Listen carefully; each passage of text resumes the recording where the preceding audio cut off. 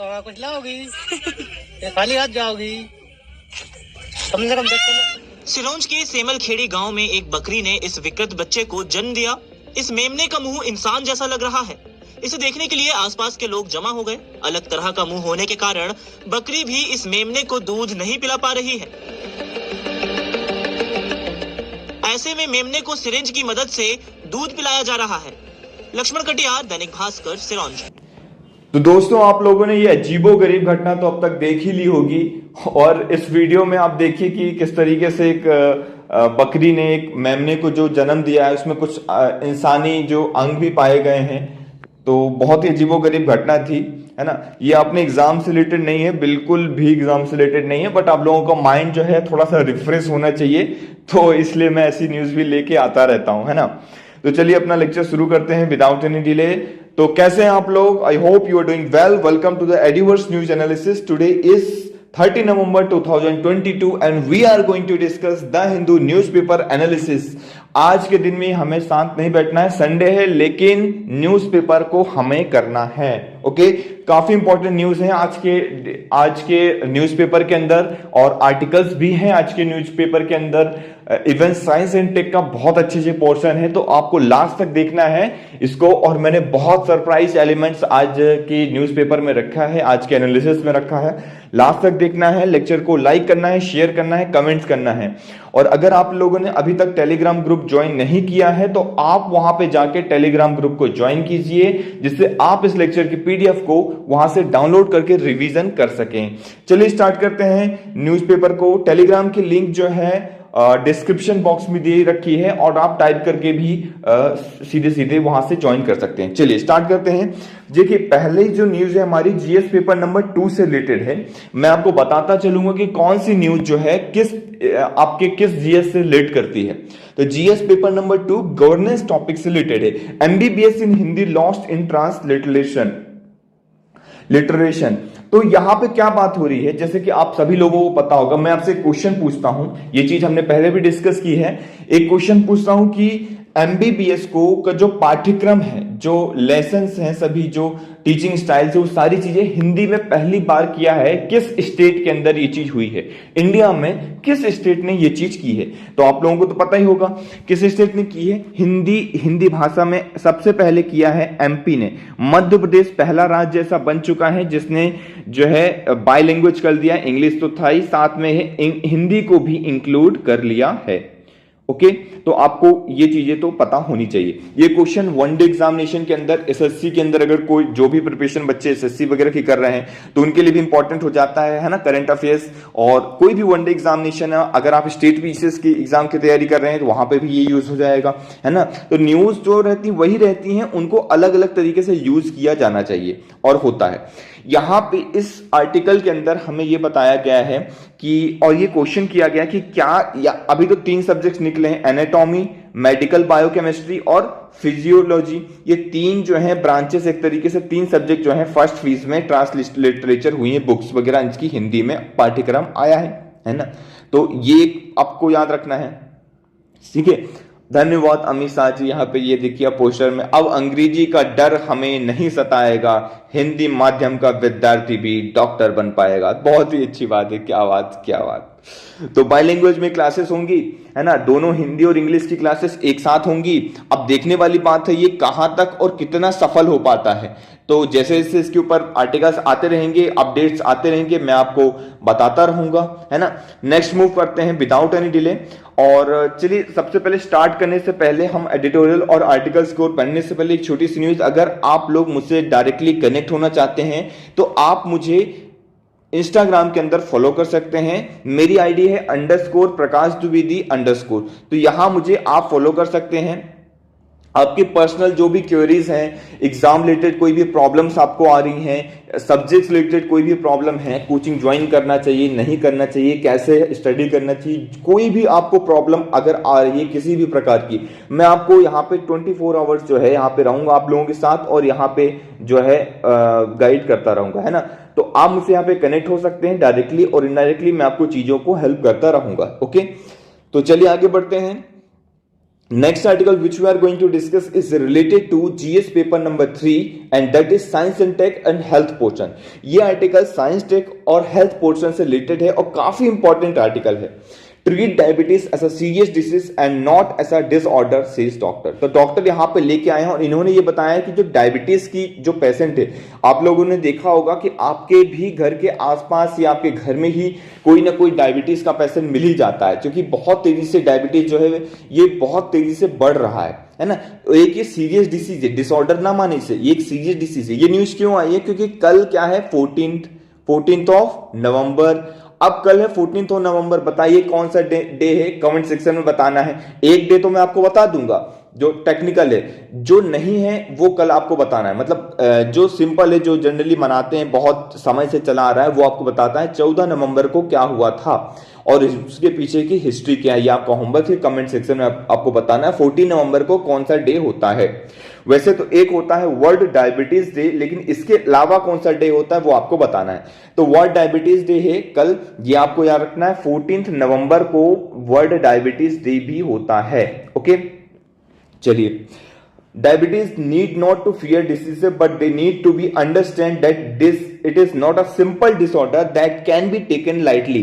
इसको आप lightly नहीं ले सकते हैं, इसको प्रॉपर ट्रीटमेंट की आवश्यकता है ना, क्योंकि इसके रिगार्डिंग जो है निकल के आ रही है बहुत सारी जो डिसीजेस हैं और इसकी वजह से बहुत सारी प्रॉब्लम्स निकल के आ रही हैं. तो उसको यहाँ पे जो है डिस्कस किया जा रहा है इस आर्टिकल के अंदर. इसको आप छोटा सा पढ़ लीजिएगा, ये आपको याद रखना है ना. कोई भी इस तरीके से प्रॉब्लम आ रही तो आप इसको सीरियसली लिए और उसके ऊपर उपाय इसका करें. जल्दी से जल्दी डॉक्टर के पास जाएं और रेगुलर रिसर्च में चेकअप और ये सब की आवश्यकता है.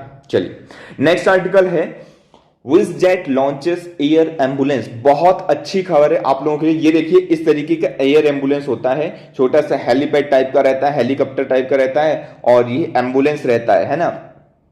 इसको आप कह सकते हैं एयर एम्बुलेंस. ओके, तो आई होप दिख रहा होगा आपको बहुत अच्छे से, है ना चीजें. जीएस पेपर नंबर 3 साइंस और टेक्नोलॉजी से रिलेटेड है ये. अभी ये विज़जेट इंडिया प्राइवेट लिमिटेड ने इसको लॉन्च किया है. ऑपरेशन कहां से कहां करेगा? Chennai to provide an air ambulance and charter services ये प्रोवाइड करेगा. ठीक है, तो ये पहला हमारे इंडिया में, जैसे US made king AIR C90, ये याद रखिएगा. Our first aircraft is US made. हमारा पहला क्वेश्चन आएगा, इंडिया का पहला एयरक्राफ्ट इंडिया का पहला एयर एम्बुलेंस जो एयरक्राफ्ट है वो किसके द्वारा बनाया गया था और किस कंट्री से हमने लिया था? यूएस से हमने लिया है.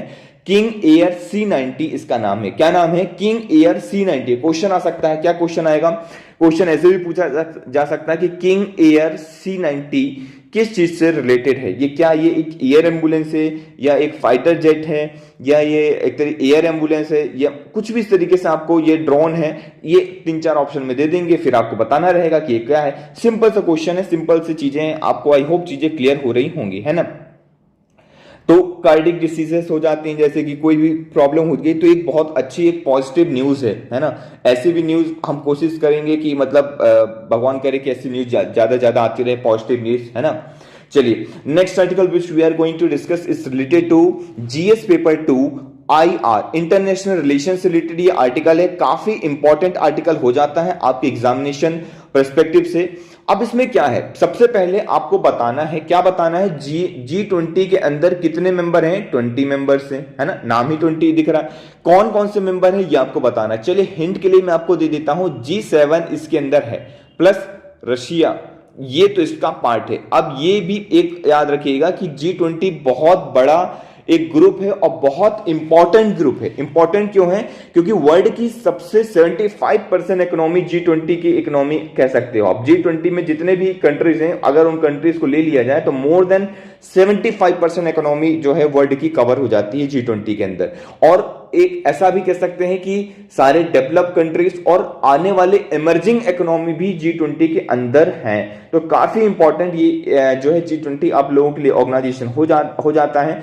और क्यों इंपॉर्टेंट हो जाता है? क्योंकि इस साल दिसंबर में हम क्या करने वाले हैं, इसका प्रेसिडेंसी हमारे पास रहेगी, इंडिया के पास इसकी प्रेसिडेंसी रहेगी, इंडिया इसे जो है चेयरमैनशिप रहेगी। तो काफी इंपॉर्टेंट हो जाता है। हमने डिस्कस किया था कि ये जो है कहां पे समिट होने वाला है, आप बताइए। बाली के अंदर। बाली कहां है, मैप में जाके आपको देखना है। मैंने कल परसों ही 2 दिन के अंदर कहीं ना कहीं आप लोगों को बाली के बारे में बताया है। कल ही मैंने चीज डिस्कस की। बाली कहां है, इंडोनेशिया का पार्ट है, याद रखिएगा इंडोनेशिया का पार्ट है। जावा और सुमात्रा, सुमात्रा ऊपर है, जावा का पार्ट है, ये आपको याद रखना है। तो जावा में एक बाली जगह है, वहां पे G20 की समिट होगी और प्रेसिडेंटशिप किसके पास है, इंडिया के पास है। यहां पे ये जो आप एक तरीके से याद रखिएगा कि ये जो है G20, जो इंडोनेशिया की जो कृष्ण मूर्ति जो है यहाँ पे ये कह रही, इंडोनेशिया की जो एम्बेसडर है इंडिया के अंदर, वो क्या कहती हैं, उन्होंने ये आर्टिकल लिखा, एक तरीके से उन्होंने जो वर्डिक्ट दिए उसको यहाँ पे बताया जाए। कृष्ण मूर्ति जी यहाँ पे कहती हैं, ये कहती हैं कि इनका जो फोकस है, Indonesia maintains that 3 priorities most relevant are the future for the world. The future for world पहला पॉइंट याद रखिएगा, फ्यूचर फॉर अर्थ दूसरा पॉइंट, तीसरा point future of the global south. तो साउथ, ग्लोबल साउथ जिसमें India भी आ जाता है, ग्लोबल साउथ, ये आपको याद रखना है। क्लियर वो पॉइंट, तो ये इंपॉर्टेंट हो गया है ना। साथ में क्या इंपॉर्टेंट याद रखना है, अब मैं आपको छोटा सा बात बताता हूं कि जैसे G20 है ना। G20 जो है यहां पे क्या होता है, बायलेटरल टॉक्स भी होते हैं, 2 कंट्रीज आपस में मिलकर बात कर सकते हैं एक तरीके से, ट्राइलेटरल टॉक्स भी होते हैं और इवन मल्टीलेटरल टॉक्स भी होते हैं। 4, 2, 3 या 3 से ज्यादा लोग ग्रुपिंग बना के आपस में डिस्कशन करते हैं और यहाँ पे सॉल्यूशन निकालने की कोशिश करते हैं, है ना। तो ये बहुत इंपॉर्टेंट हो जाता है। तो ग्रुप के बारे में आपको याद रखना है। G20 के मेंबर नेशन के नाम जो है आपको कमेंट सेक्शन के अंदर बताना है। चलिए आगे चलते हैं हम और नेक्स्ट आर्टिकल की और मूव करते हैं। And the next article which we are going to discuss is related to GS paper number 3 health section से इंपॉर्टेंट रिलेटेड ये आर्टिकल है। साइंस और टेक्नोलॉजी संडे को जरूर आता है और बहुत इंपॉर्टेंट हो जाता है। काफी हफ्ते भर की जो इंपॉर्टेंट है वो चीज यहाँ पे कवर कर ली जाती है। चलिए देख लेते हैं। Personalise cell editing used to treat cancer patient. अभी आप लोगों ने इसके ऊपर यूपीएससी जो है पीवाईक्यू भी पूछ चुका है, प्रीवियस ईयर का यूपीएससी का यहाँ पे क्वेश्चन भी है ना, तो वो भी देखेंगे। प्री के अंदर क्वेश्चन पूछ चुका है, मेंस के अंदर क्वेश्चन पूछ चुका है, बहुत इंपॉर्टेंट हो जाता है, दोनों जगह क्वेश्चन पूछा जा सकता है। और अगर देखिए एक चीज मैं आपको एक हैक बताता हूं जो कि आपको कोई नहीं बताएगा। कोई भी क्वेश्चन ना पीवाईक्यू में आता है अगर यूपीएससी के अंदर, तो आप ऐसा याद रखिए कि वो क्वेश्चन इंपॉर्टेंट हो जाता है अगर आप स्टेट पीसीएस का एग्जाम दे रहे हैं। यूपीएससी के लिए तो इंपॉर्टेंट है ही, नो डाउट इंपॉर्टेंट है, बट अगर आप वनडे एग्जाम दे रहे हैं या आप ऐसा कह लीजिए कि जो एमपीपीएससी हो गया, यूपी पीसीएस हो गया, बिहार पब्लिक सर्विस कमीशन हो गया, हरियाणा पीएससी हो गया, तो जो स्टेट पीसीएस अगर आप दे रहे हैं तो उनके लिए बहुत इंपॉर्टेंट हो जाता है। वो कहीं ना कहीं यूपीएससी के पैटर्न को फॉलो करते हैं, छोटे छोटे चीजों को देते हैं और कुछ ना कुछ क्वेश्चन रिपीट करते हैं या उस टॉपिक को रिपीट करते हैं, है ना। तो ये बहुत बड़ा हैक है। अगर यूपीएससी इसके ऊपर क्वेश्चन पूछा जा रहा है तो स्टेट पीसीएस के अंदर 100% श्योरिटी है। या आप ले लीजिए सीडीएस के एग्जाम ले लीजिए, है ना, एफकेट का एग्जाम ले लीजिए, जो इस तरीके से डिफेंस के एग्जाम होते हैं जो यूपीएससी ही कंडक्ट करवाता है, वो 100% है कि रिपीट होना है। तो अगर आप इस चीज की प्रिपरेशन कर रहे हैं तो डेफिनेटली आपको ये चीजें ध्यान में रखनी है और ध्यान से इस लेक्चर को सुनना है। यहां पे CRISPR-9 की बात कर ली। CRISPR का पहले तो आपको फुल फॉर्म पता होना चाहिए। अगर आप सीडीएस वगैरह के एग्जामिनेशन की प्रिपरेशन कर रहे हैं तो डायरेक्ट फुल फॉर्म आपसे पूछ ली जाती है वहां पे। Clustered regularly interspace short palindromic repeats, ये इसका CRISPR का फुल फॉर्म है, ठीक है। CRISPR आपको एक टेक्नोलॉजी है, इस टेक्नोलॉजी के तहत क्या किया जाता है, जीन्स की एडिटिंग की जाती है। कैसे, वो मैं आपको यहां पे बताता हूं। चलिए मैं आपको लेके चलता हूं आगे। आप यहां पे देखिए ये Cas9 जो है, Cas9 क्या है, Cas9 आप समझ लीजिए एक तरीके की कैंची है ना। ये कैंची ये क्या करता है, काटता है। अब ये पर्टिकुलर आपकी जीन है, ये डीएनए है ना, डीएनए के अंदर ये एक पर्टिकुलर एक मैचिंग जीन है। मतलब सपोज हमको इसको हटाना है। अब इसको क्यों हटाना है, कई रीजंस हो सकते हैं। हो सकता है कि इसमें डिसऑर्डर हो सकता है कि इस जीन के अंदर क्या एक प्रॉब्लम सिचुएशन, एक बीमारी हो या कुछ भी इस तरीके से हो। तो ये Cas9 क्या करेगा, Cas9 एक प्रोटीन है, आप क्या कह लीजिए एक प्रोटीन है, Cas9 एक प्रोटीन है। और Cas9 क्या है, एक सीजर जैसा काम करता है, जाएगा पर्टिकुलर इसको काटेगा, उन दोनों को जोड़ेगा और वापस चलाएगा, है ना। तो प्रॉपर एक पर्टिकुलर थिंग में जाके वो वर्क करता है, इसलिए बहुत ये जो टेक्नोलॉजी है, नैनो टेक्नोलॉजी है ना, बहुत ही अंदर जाके काम करती है। तो आप ये देख सकते हैं किस तरीके से काम करती है। एक इतना सा पोर्शन काटना है, वो जाएगी इस पोर्शन को काटेगी, देखिए इस पोर्शन को, ये एक पोर्शन था, इस पोर्शन को काटा और ये नया प्रोग्राम कर दिया, नया डीएनए, और ये बन गया, और आपकी जो हेल्थ वगैरह कंडीशन है वो सही हो गई। तो ये काफी इंपॉर्टेंट हो जाता है आप लोगों के लिए, है ना। इसके पहले क्वेश्चन देखें हम, थोड़ा सा इस आर्टिकल को और देख लेते हैं डिटेल में, है ना। CRISPR gene editing technique has been previously used in humans to remove the specific gene। मैंने जैसे आपको बताया ना कि एक स्पेसिफिक जीन्स को हटाने के लिए आपका जो डीएनए होता है उसके अंदर पर्टिकुलर जीन से बना होता है ना। मैं कभी फिर उसको डिटेल में डिस्कस करूंगा, है ना, जब मैं आपके लिए डिटेल्स में साइंस टेक की पोर्शन लेके आऊंगा। एड्यूवर्स IAS के नाम से एक चैनल है हमारा, जहां पे हम स्टैटिक पोर्शन को प्रॉपर डील करते हैं, तो उसको भी आप जाके सब्सक्राइब कर सकते हैं और वहां पे भी जाके देख सकते हैं। It allow the immune system to be the more activated against cancer, है ना। कैंसर से रिलेटेड ये ट्रीट करने में बहुत हेल्प मिलेगी, बहुत अच्छा स्टेप है। कैंसर पेशेंट्स जो भी हैं उन सब के लिए तो एक तरीके से बहुत बड़ा रामबाण है ना। ऐसा कहा जाता है ना कि प्रॉपर रामबाण है, यहाँ पे बहुत सारी चीजें सही हो सकती है। एक सेल थेरेपी दी जाएगी इसके अंदर, है ना। बहुत ही ज्यादा इफिशिएंट है और कई जगह यूज भी किया गया है और बहुत ही ज्यादा फीजिबल है। तो ये काफी अच्छा आर्टिकल जो हमने देखा। इसके ऊपर हम PYQ देख लेते हैं, चलिए फटाफट। देखिए UPSC civil services examination previous year question है, ये आपको बताना है। 2019 में क्वेश्चन पूछा गया था, व्हाट इज Cas9। जैसे मैंने Cas9 के बारे में बताया आपको, बताइए क्या है। Protein that is often mention in the news, ये एक तरीके का प्रोटीन है, ये क्वेश्चन में बता दिया गया। अब बताना है कि ये जो प्रोटीन है ये न्यूज में रहा है और ये क्या काम करता है, कैसा है। A molecular scissor used to targeted gene editing, क्या ये मॉलिक्यूलर सीजर है जो कि जीन को एडिट करने में टारगेट करके जीन को एडिट करने में काम आता है। देखते हैं, पता नहीं, मुझे नहीं मालूम, आप लोगों को तो मालूम ही होगा, कमेंट सेक्शन में बताइए फटाफट, है ना। इसका आंसर फिर हम देंगे। सेकंड क्या है, biosensor use in accurate detection of pathogens in the patient, क्या ये बायोसेंसर है। क्या ये gene that makes the plant pest resistant, ये क्या प्लांट से रिलेटेड है। या फिर fourth number, herbicide substance synthesises in genetically modified crop, क्या ये चीज है। इन चारों में से आपको बताना है और सही आंसर क्या है। सही आंसर मैं आपको बताता हूं, अब तक आंसर आप लोगों ने कमेंट सेक्शन में दे दिया होगा, मैं ऐसा आशा करता हूं, है ना। आंसर है इसका ए की क्या है, मॉलिक्यूलर सीजर है। डिस्क्रिप्शन आप यहां पे पढ़ सकते हैं। आंसर इसका ए है, एक मॉलिक्यूलर सीजर है जो कि टारगेटेड जीन को एडिट करता है ना। जैसा कि मैंने बताया था, आप ये और जाके डिटेल्स में इसको रीड कर सकते हैं। पीडीएफ में टेलीग्राम के अंदर शेयर कर दूंगा, वहां से जाके आप उसको डाउनलोड करके बार बार रिवीजन कर सकते हैं। मेन सा क्वेश्चन चलिए अपन देख लेते हैं। What are the research and development achieved in applied biotechnology, ये जो है वो क्या है, एप्लीकेशन ऑफ बायोटेक्नोलॉजी है ना। अप्लाइड बायोटेक्नोलॉजी,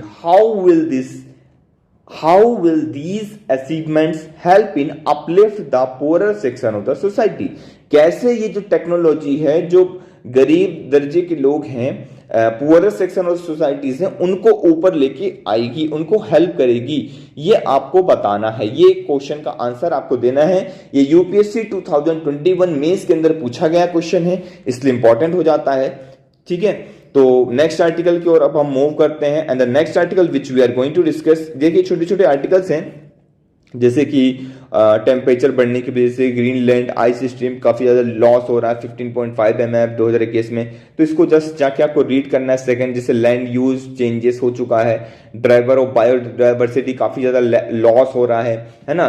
हीट बहुत तेजी से बढ़ रही है, वो जो ग्लोबल टेम्परेचर है वो बढ़ रहा है। तो एक छोटे छोटे ये आर्टिकल हैं, जस्ट जाके एक बार नजर मारिएगा आप लोग, है ना। एडिक्शन ऑफ ई सिगरेट जो है इंक्रीज हो रहा है स्टूडेंट्स में यूएस के अंदर, है ना। इंडिया के अंदर तो ई सिगरेट क्या है, बैन कर दिया गया है, आपको पता ही होगा, है ना। ई सिगरेट को इंडिया के अंदर बैन कर दिया है, क्वेश्चन ऐसा पूछा जा सकता है। चलिए, the next article which we are going to discuss is related to GS paper number 1 and GS paper number 3 geography and environment से रिलेटेड ये आर्टिकल है। Recharging ground water by water harvesting measures. अब यहां पे बात की जा रही है कि हमें ग्राउंड वाटर को रिचार्ज करने की यहां पे बात की जा रही है। अब वो कैसे करेंगे, ग्राउंड वाटर को कैसे रिचार्ज करेंगे, ग्राउंड वाटर क्या होता है, इन सब की इंफॉर्मेशन मैं आपको आज बताऊंगा, है ना। और स्टैटिक पोर्शन है ये करंट में है बट ये स्टैटिक, क्योंकि अभी ग्राउंड वाटर से रिलेटेड न्यूज हमने 2 दिन से लगातार हम न्यूज को डिस्कस कर रहे हैं, कैसे ग्राउंड वाटर लेवल जो है कम हो रहा है, लेकिन उसके ऊपर करंट अफेयर्स में जो स्टैटिक पोर्शन से क्वेश्चन पूछ लिया जाएगा आपसे जीएस पेपर 1 और 3 के अंदर। तो चलिए स्टार्ट करते हैं। देखिए मैंने डायरेक्टली क्लास 7th की एनसीईआरटी से उठाया है ना, ऑथेंटिक सोर्स से बहुत ज्यादा। आप चाहें ये पूरा, वैसे तो इंपॉर्टेंट नहीं था पूरा, बट मैंने क्या किया, मैंने ये पूरा का पूरा ऐड कर दिया जिससे आप जो है पीडीएफ को डाउनलोड करके इसको रीड कर सकें, अच्छे से पढ़ सकें, है ना। तो आपको ये चैप्टर जाके आज रीड करना है, ये पीडीएफ मैं शेयर कर दूंगा टेलीग्राम के अंदर, तो वहां से आप इसे डाउनलोड कर सकते हैं। चलिए पढ़ते हैं अपन आज इसको, है ना। Ground water as an important source of water, हम सबको पता है कि बहुत ज्यादा इंपॉर्टेंट सोर्स ऑफ वाटर है। That the soil is moist, अगर सॉइल मॉइस्ट है तो हमें पता चल जाता है कि वहां पे ग्राउंड वाटर होगा, पास में होगा। अब देखिए यहां पे all the space between the particle of soil, gaps between the rocks are filled with water. The upper limit of the layer is called the water table. जो अपर लिमिट है, पानी का जो अपर लिमिट है उसे हम क्या कहते हैं, वाटर टेबल। क्लियर हुआ पॉइंट? कैसे, मैं आपको दिखाता हूं फिगर में। ये देखिए, ये ग्राउंड, इसे एक्वाफायर कहते हैं, एक्वीफर, और ये ग्राउंड वाटर है।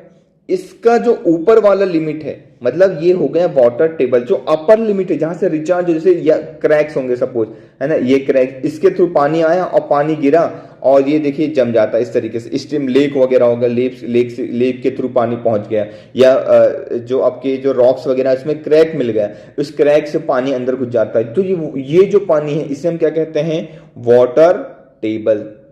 ओके, ये तो क्लियर हो गया आपको।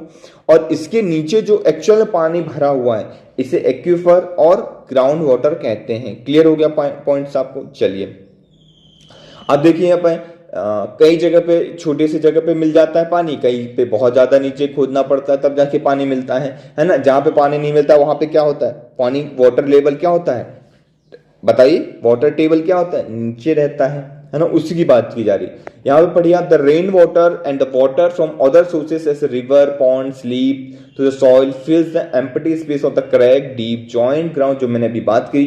The process of seeping of water into the ground is called infiltration. जो ये प्रोसेस है, ग्राउंड से जो पानी है, जैसे क्रैक के थ्रू जो ग्राउंड वाटर तक जा रहा है, वाटर टेबल तक पानी पहुंच रहा है ना, उसे हम क्या कहते हैं, इनफिल्ट्रेशन कहते हैं। तो ये डेफिनेशन याद रखनी है, एनसीईआरटी के अंदर दी गई है, वहीं से मैंने उठाया है। और आपको पता होगा कि एनसीईआरटी हमारे एग्जामिनेशन पॉइंट ऑफ व्यू से कितनी ज्यादा इंपॉर्टेंट है। The ground water this gets and recharge by this process. Ground water जो है इसी प्रोसेस की वजह से रिचार्ज होता है। क्लियर हो गया। Ground water is stored between the layers of hard rock below the water table, this is known as aquifer. इसे ही हम एक्वीफर कहते हैं। क्लियर हो गया पॉइंट। एक्वीफर की डेफिनेशन क्वेश्चन में पूछी जा सकती है आप लोगों से, तो इसे याद रखना है। क्या होता है एक्वीफर, आपको मैंने अभी बताया। एक वाटर टेबल होता है, जैसे ब्लू पेन से दिखाता हूं मैं आपको, ये वाटर टेबल है ना। इसके नीचे जो है ये जो रॉक्स हैं वो कैसी रॉक्स हैं, ये हार्ड रॉक्स हैं, ऐसा समझिएगा। ये रॉक्स कैसी हैं, ये प्रॉपर हार्ड रॉक्स हैं। तो ये ग्राउंड वाटर टेबल और हार्ड रॉक्स के बाद जो पानी आता है, ये जो वाटर है, इसे हम क्या कहते हैं, ग्राउंड वाटर। ओके,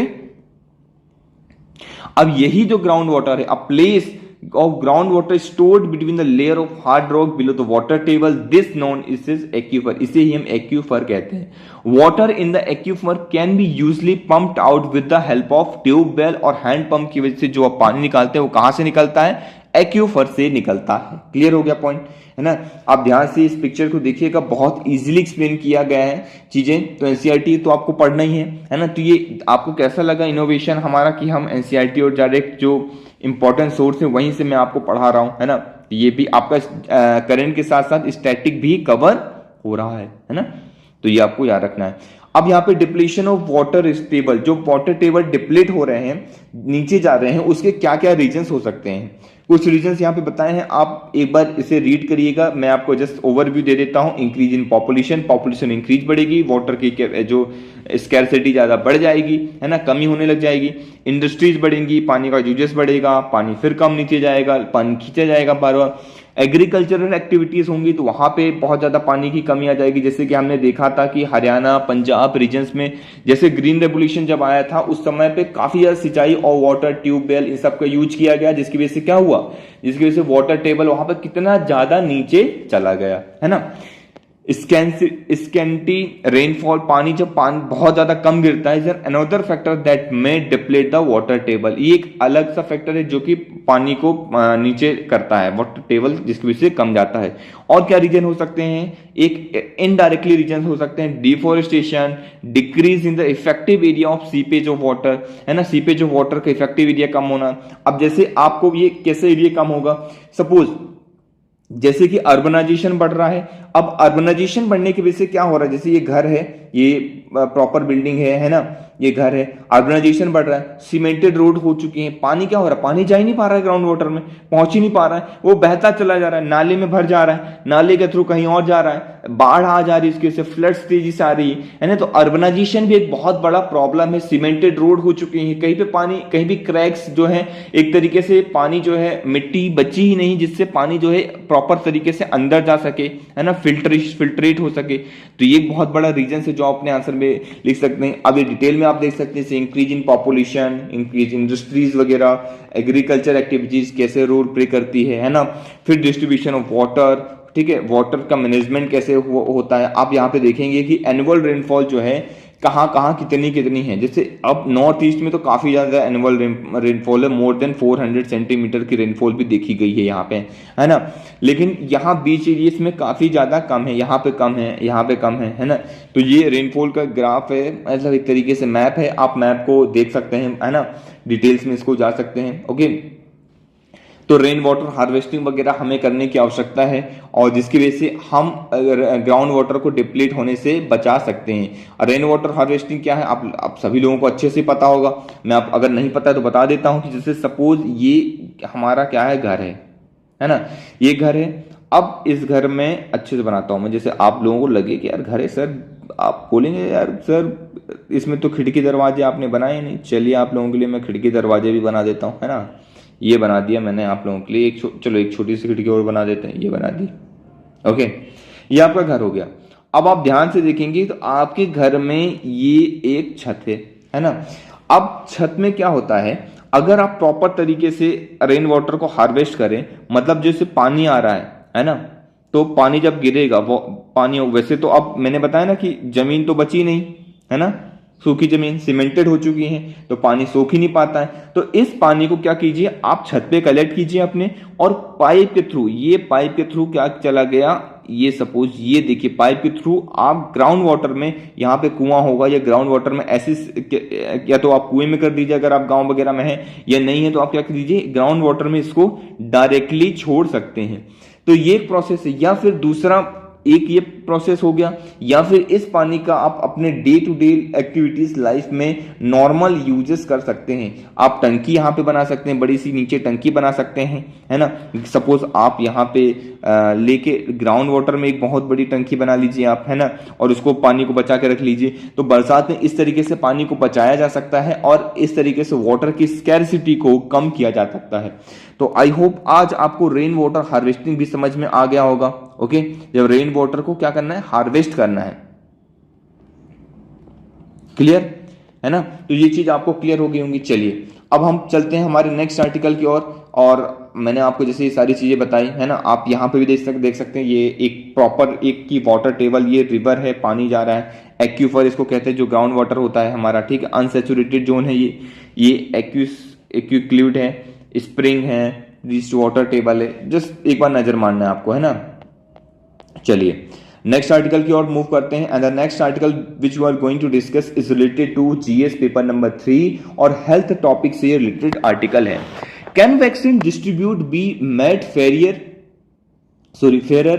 आपको ये बताना है कि जो वैक्सीन का डिस्ट्रीब्यूशन हो रहा है, मैं इसको डिस्कस करता हूं अलग से, कि वैक्सीन का जो डिस्ट्रीब्यूशन है क्या प्रॉपर फेयर मैनर में हो रहा है या नहीं, यहां पे ये बात की जा रही है। अब आप यहां पे लिख सकते हैं वैक्सीन इनइक्वालिटीज, मतलब वैक्सीन जो है, अब एक तरीके से आप देखेंगे ये ग्लोबल पेंडेमिक था, है ना, पेंडेमिक ग्लोबल लेवल में था। कोविड-19 की बात कर रहा हूं मैं, कोविड-19 का जो पेंडेमिक है वो ग्लोबल लेवल में है। और ऐसा महानुभाव कहते हैं, बहुत बड़े बड़े जो साइंटिस्ट हैं, वो बहुत जो महानुभाव कहते हैं, वो ये कहते हैं कि अगर कोई भी बचा रह गया, है ना, जैसे कि यहां पे इन्होंने कहा कि WHO एकदम कि अगर कोई भी बचा रह गया, जैसे अगर एक इंसान भी यहां पे रह गया, है ना, जैसे कोविड है और ये तो समझ लीजिए सब लोग खतरे में है ना। तो ये बहुत बड़ी बात है कि अगर एक भी बच्चा रहेगा तो सारे लोग क्या हैं, खतरे में।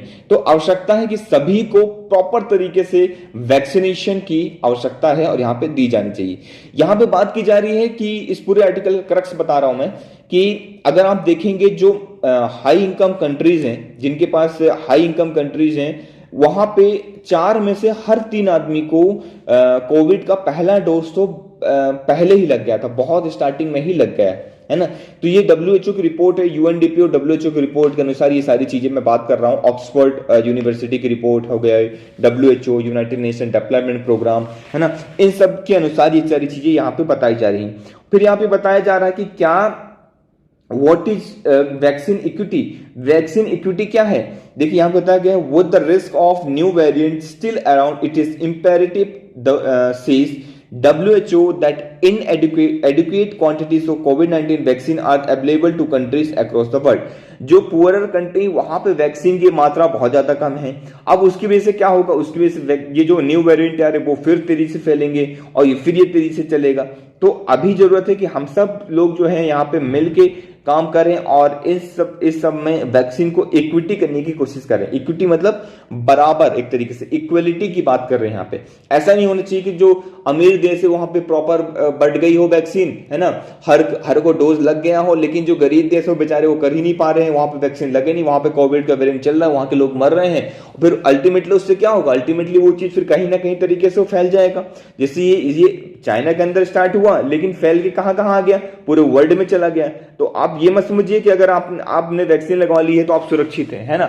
आपको हर इंसान को वर्ल्ड के अंदर, दुनिया के अंदर हर इंसान को वैक्सीनेशन की आवश्यकता है और ये जरूरी है, ये चीज हमें समझना चाहिए और इन सब के ऊपर हमें वर्क करना चाहिए। लो इनकम जो कंट्रीज हैं उनको भी वैक्सीन की जरूरत है। यहां पे जो WHO के डायरेक्टर हैं एक वर्ड देते हैं जो आप अपने आंसर राइटिंग में यूज कर सकते हैं। क्या वो वर्ड है, वैक्सीन एपेथाइड, APARTHEID। ये वर्ड आपको याद कर लेना है, अपनी डिक्शनरी के अंदर आपको ये वर्ड यूज करना है, अपने आंसर राइटिंग में यूज करना है, उसमें लिख लेना है कि ये कैसा वर्ड है। ये वर्ड बताता है कि डिवीजन को बताता है कि किस तरीके से जो मतलब एक पूरे आर्टिकल का एक ये वर्ड है, आप ऐसा लिख लीजिए। ये वर्ड लिख लिया मतलब ये पूरा आर्टिकल आपने समझा दिया। इतना पावरफुल ये वर्ड है कि जो हाई इनकम कंट्रीज है वहां पे सीधे सीधे वैक्सीनेशन की सुविधा बहुत आसानी से मिल जाती है, सभी लोग वैक्सीनेटेड हैं। लेकिन जो लो इनकम कंट्रीज है वहां पे इसकी सुविधा बहुत कम है ना। तो ये सारी चीजें यहां पे बताई गई हैं। फिर what did come through the covid vaccine delivery partnership, Covax एक पार्टनरशिप बनाई गई है। कोवैक्स याद रखना है, कलेक्टिव इंटरनेशनल एफर्ट है विद, यहां पे क्या बोला गया, one country team, one plan, one vision. ये याद रखना है, पूछ लिया जाएगा ये क्या है और किस चीज से रिलेटेड है, आपको पता होना चाहिए, कोविड-19 से रिलेटेड है। One country team, one plan, one budget which was launched by, किसने लॉन्च किया था, WHO, UNICEF, Gavi and the world bank ने मिलके इसको लॉन्च किया था। इसका एम क्या था, एक्सलरेटिंग कोविड-19 वैक्सीनेशन कवरेज इन 34 लो कवरेज कंट्रीज। याद रखिएगा 34 लो कवरेज कंट्रीज के अंदर इसको तेजी से इंटेंसिफाई करना कोविड-19 की वैक्सीन को, ये हमारा इसका लक्ष्य था और ये इसके ऊपर हमने वर्क किया। ओके, तो ये देखा। फिर हमने कोविड 20% वैक्सीनेशन रेट यहाँ पे बताया गया, LIC बियॉन्ड, है ना, एडिशनल 50% ऑफ द पॉपुलेशन की जरूरत है। WHO dictum, no one is safe. देखिए मैंने बताया था ना, जो ये आप जब भी अगर कोविड-19 से रिलेटेड आर्टिकल आए या क्वेश्चन आए, या कभी भी ऐसा लिखने के लिए आता है तो आप क्या लिखेंगे, है ना, और किस तरीके से लिखेंगे। कंक्लूजन में ये जरूर लिखिएगा, मतलब ये तो रट लीजिए ये लाइन। कौन सी line? No one is safe until everyone is safe. कोई सेफ नहीं है जब तक सभी लोग सेफ नहीं है ना। एक पर्सन भी सेफ नहीं है जब तक सभी के सभी सेफ नहीं है। अगर कोई भी अनसेफ है तो आप भी अनसेफ हैं। क्लियर हुआ? It is imperative that adequate quantities of COVID-19 vaccine are available to countries across the world, particularly at a time when the risk of the new variant causing further waves of infection is still alive. जरूरत है हमें कोविड-19 vaccine की, हर तरफ, हर country में, हर जगह पे। अगर new variant का रिस्क तेजी से फैल रहा है उस समय तो और ज्यादा जरूरत है। क्लियर? चलिए नेक्स्ट आर्टिकल की ओर मूव करते हैं। And the next article which we are going to discuss is related to GS paper number 2, polity और गवर्नेंस टॉपिक से रिलेटेड ये आर्टिकल है। EWS ruling altered reservation. Just read करना है आपको, अगर आप चाहें तो जस्ट रीड कर सकते हैं। वैसे 2 दिन से लगातार इसके ऊपर हम डिस्कशन कर रहे हैं, कोई एक्स्ट्रा पॉइंट मुझे इस आर्टिकल के अंदर नहीं मिले हैं ऐसा कि मैं आपको बताऊं, बस वही चीजें बताई जा रही हैं। हाँ, केसेस को मैं रिवाइज करवा सकता हूं यहां पे कि पहले बताइए ईडब्ल्यूएस रिजर्वेशन जो है, जो अभी सुप्रीम कोर्ट ने इसका फैसला सुनाया है, ये कौन से अमेंडमेंट के थ्रू आया था? ये आया था 103 कॉन्स्टिट्यूशनल अमेंडमेंट एक्ट 2019 में आया था। ये क्लियर हुआ? ये याद रखिएगा। चलिए, ये कितनी मेजोरिटी से पास हुआ है? 3:2 की मेजोरिटी से ये पास हुआ है। इसको अप्रूवल मिल गया है, ये इसको मिल गया है कि ये कॉन्स्टिट्यूशनल को जो इसके बेसिक फीचर है उसको वायलेट नहीं कर रहा है। फिर अगर ये न्यूज में है तो क्या पूछा जा सकता है? इंदिरा साहनी केस इंपॉर्टेंट है, पूछा जा सकता है। क्या है इसके अंदर? 9 जज की बेंच थी इंदिरा साहनी केस के अंदर, ये आपको पता होना चाहिए। 9 जज बेंच थी। ओके, अब यहां पे बताया गया था there can be no reservation solely based on economic criteria पर रिजर्वेशन नहीं दिया जाएगा। अच्छा, 103 कॉन्स्टिट्यूशनल अमेंडमेंट जो हुआ था उसके तहत हमने क्या अमेंड किया था? हमने 2 आर्टिकल पर्टिकुलरली अमेंड किए थे, आर्टिकल 15 और आर्टिकल 16। ओके, कमेंट सेक्शन में आर्टिकल 15 क्या है और आर्टिकल 16 क्या है आपको बताना। वैसे आर्टिकल के अंदर लिखा हुआ है पर मैं ये नहीं बताऊंगा, ये आपको लक्ष्मीकांत से जाके पढ़ना है और सर्च करके बताना है। वैसे आज का आपका होमवर्क है कि लक्ष्मीकांत का चैप्टर नंबर 3 आज आपको रीड करना है प्रॉपर तरीके से, और जैसे ही आप रीड कर लेते हैं फिर आना है, फिर इस वीडियो में क्लिक करना है और उसके बाद आपको डन लिखना है। ओके, कि आप लोगों ने इसे कर लिया है। ओके, चलिए, तो आर्टिकल 15 में क्लॉज 1 जोड़ा गया, आर्टिकल 15 क्लॉज 6, और आर्टिकल 16 में क्लॉज जोड़ा गया, आर्टिकल 16 क्लॉज 6। इसमें बोला गया, इनेबल किया गया the state shell make a provision for any economically weaker section of the citizen. तो उसके लिए स्टेट जो है प्रोविजन लेके आ सकता है। ओके, उसी तरीके से क्लॉज 6 ऐड किया गया 16 के अंदर, आर्टिकल 16 के अंदर उसमें ऐड किया गया article 16 to enable reservation for economically weaker section other than socially and educationally backward classes and SC/ST in a public employment and education. तो ये आपको याद रखना है। क्लियर हो गया बात, है ना? ये दोनों आर्टिकल इंपॉर्टेंट हो जाता है। इंदिरा साहनी आपको केस या इंपॉर्टेंट हो जाता है ना? फिर जजेस ने क्या किया, 50% की लिमिट थी, है ना? फिर यहाँ पे बताया गया कि जो 50% की जो लिमिट थी वो किसके ऊपर थी लिमिट? OBC, SC और ST के रिजर्वेशन को बढ़ा के आप 50% से ज्यादा नहीं कर सकते हैं। ये कोर्ट ने वर्डिक्ट दी, ये बताया, ये यहाँ पे भी बताया, है ना? तो ये आर्टिकल हम पहले भी कई बार डिस्कस कर चुके हैं, है ना? अगर आप लोगों ने वो आर्टिकल नहीं देखे हैं तो वो लेक्चर जाके जरूर से आप देखिएगा। मैं डिस्क्रिप्शन में लिंक दे दूंगा, वहां से प्लेलिस्ट में आप जाके प्रीवियस आर्टिकल देख सकते हैं। यहाँ पे next article which we are going to discuss is related to GS paper number 3 and that is environment topic से रिलेटेड है। Why I talk on 1.5 degree Celsius at cliff edge at covid COP27। Environment से काफी important article हो जाता है ना? अभी अगर यहां पे बात की जाती है COP को, तो थोड़ा सा जब क्रिटिसाइज किया जाता है तो ऐसा कहा जाता है कि यहाँ पे सिर्फ बातें होती हैं और काम नहीं होता है ना? तो सिर्फ टॉकिंग एक मंच बन के रह चुका है, सिर्फ यहाँ पे बातें होती हैं, काम तो कुछ होता ही नहीं है। नो एक्शन ओनली टॉक, ऐसा इस आर्टिकल के अंदर लिखा हुआ है ना? चलिए, यहाँ पे बताया गया कि किस तरीके से United nation framework convention of climate change UNSC की मीटिंग होने वाली है शर्म एल शेख इजिप्ट के अंदर। आपको कई बार बता चुका हूँ। आई होप अब आप ये चीजें भूलेंगे नहीं किसी भी हालत में। अगर आप डेली फॉलो कर रहे हैं तो आपको तो अब तक तो याद हो चुका होगा। लेकिन COP27 होने से पहले ही united nation environment programme UNEP ने क्या कर दिया है, UNEP ने एक इमिशन गैप निकाला है। UNEP इमिशन गैप रिपोर्ट 2020 पहले ही निकाल दिया है।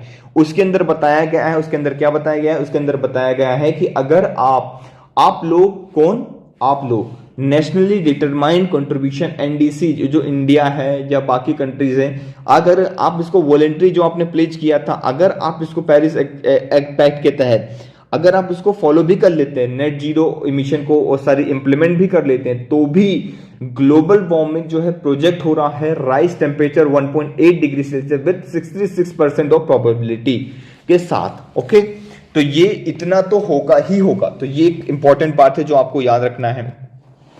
रिपोर्ट और क्या पॉइंट आउट करता है कि ग्लोबल एनुअल इमिशन जो है 2021 में 52.8 गीगा टन है कार्बन डाइऑक्साइड का। तो ये आप याद रख सकते हैं। ओके, G20 मेंबर जो है, याद रखिएगा, G20 members account for 75% of emission. याद रखिएगा कितना इमिशन है, 75% of emission, although it is a richer countries that are responsible for accumulated of emissions since the industrial revolution। जो नॉर्मल कंट्रीज हैं, जो डेवलपिंग कंट्रीज हैं, वो ये कहती हैं कि जो रिच कंट्री हैं उन्होंने कार्बन डाइऑक्साइड फैला के इंडस्ट्री, जिसका सबसे बड़ा जो नेगेटिव पॉइंट है वो क्या है, इंडस्ट्रियल रेवोल्यूशन आया, जिसकी वजह से बहुत तेजी से कार्बन डाइऑक्साइड का इमिशन हुआ और जिसकी वजह से आज ये सिचुएशन हमें देखने को मिल रही है ना। फिर इजिप्ट कॉन्फ्रेंस के अंदर साइंटिस्ट जॉन रॉक्सन कहते हैं, की पॉइंट रखते हैं टिपिंग पॉइंट को। What are tipping point? Potential Greenland ice shield collapse हो रहा है। अभी हमने प्रीवियस आर्टिकल के अंदर भी ये देखा, वेस्ट एंटार्क्टिक एस आइस शील्ड जो है कोलैप्स हो रहा है। दूसरा point, thawing of boreal permafrost है ना, ट्रॉपिकल कोरल रीफ जो है डाइड हो रहे हैं, ऑफसेट हो रहा है। और ये बताया जा रहा है कि आगे चल के जो है इसका प्रभाव इतना तगड़ा पड़ने वाला है, इतनी बुरी तरीके से प्रभाव पड़ेगा कि आप मान लीजिए जितने भी क्लाइमेटिक फैक्टर हैं सब बिगड़ जाएंगे। मतलब हीट वेव बहुत तेजी से आ जाएगी, बहुत तेजी से हीट वेव आएंगी है ना, आने वाले सिचुएशन में आने वाले समय पे देखा जाएगा। साइक्लोन की कंडीशन बहुत तेजी से बढ़ जाएगी, इवन ट्रॉपिकल रीजन में साइक्लोन बहुत तेजी से आ जाएगा है ना, बहुत ज्यादा तेजी से देखने को मिलेगा। और जो भी क्लाइमेटिक कंडीशन है बहुत ज्यादा एक्सट्रीम हो जाएगी, एक्सट्रीम वेदर कंडीशन देखने को मिलेगा। तो ये सारी चीजें इस आर्टिकल के अंदर डिस्कस की जा रही हैं। इरिगेशन फैसिलिटी जो है सब बेकार हो जाएंगी, सारी चीजें इफेक्ट हो जाए, आपका हेल्थ इफेक्ट होगा, आपका इकोनॉमी का सिस्टम इफेक्ट होगा, आपका जो एग्रीकल्चर सेक्टर है वो इफेक्ट होगा। ऑलमोस्ट एवरी सेक्टर इसके अंदर इफेक्ट होने वाला है, आपको ये चीज याद रखना है। ओके, चलिए, success is still measured predominantly by the GDP and affluence rather than through the improvement of resources used efficiently। जब भी आप COP और इन्वायरमेंट से रिलेटेड आर्टिकल्स पढ़ें या क्वेश्चंस लिखें उसके अंदर, और आपको ये बताना हो कि यार किस तरीके से इन्वायरमेंट इंपॉर्टेंट हो है ना, तो कंक्लूजन क्या लिखना है। जैसे रेडीमेड कंक्लूजन दे रहा हूं आपको है ना, वहां पे ना मैं बिल्कुल बता रहा हूं आपको, जब आप मेंस की आंसर राइटिंग करेंगे, मैंने खुद की आंसर राइटिंग, वहां पे मैं बता सकता हूं आपको, मैं अपना पर्सनल एक्सपीरियंस शेयर कर सकता हूं। आपको सोचने का समय नहीं मिलेगा है ना। अगर आप वहां पे बैठ के सोच रहे हैं ना कि यार क्या लिखूं इसके अंदर, क्या ना लिखूं, तो आप गए, खत्म, आप कंपटीशन से बाहर हैं है ना, हो ही नहीं सकता। तो आपको रेडीमेड कुछ चीजें तैयार करके रखनी होंगी। पहले आपको इंट्रो रेडीमेड रखना होगा है ना, बहुत सारे इंट्रो रेडीमेड रखना होगा। आपको कंक्लूजन रेडीमेड रखना होगा, इंट्रो, कंक्लूजन, बॉडी में बहुत सारे पॉइंट्स आपको रेडीमेड रखने पड़ेंगे। अगर आप ये चीज करते हैं तभी आप सक्सेस होंगे, तभी आपका सिलेक्शन होगा है ना।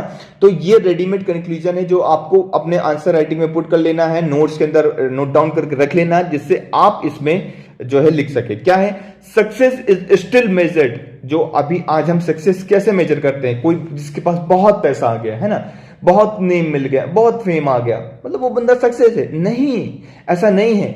सक्सेस जो है सेल्फ सफिशिएंटली होता है, सुफिशिएंट होता है कि आप अपने आप में कितना सुफिशिएंट है, आप कितना एक तरीके से मन आपका, हाँ ठीक है, आप खुश कितना है, एक्चुअल में ये है सक्सेस, है ना, इंडिविजुअल लेवल पे।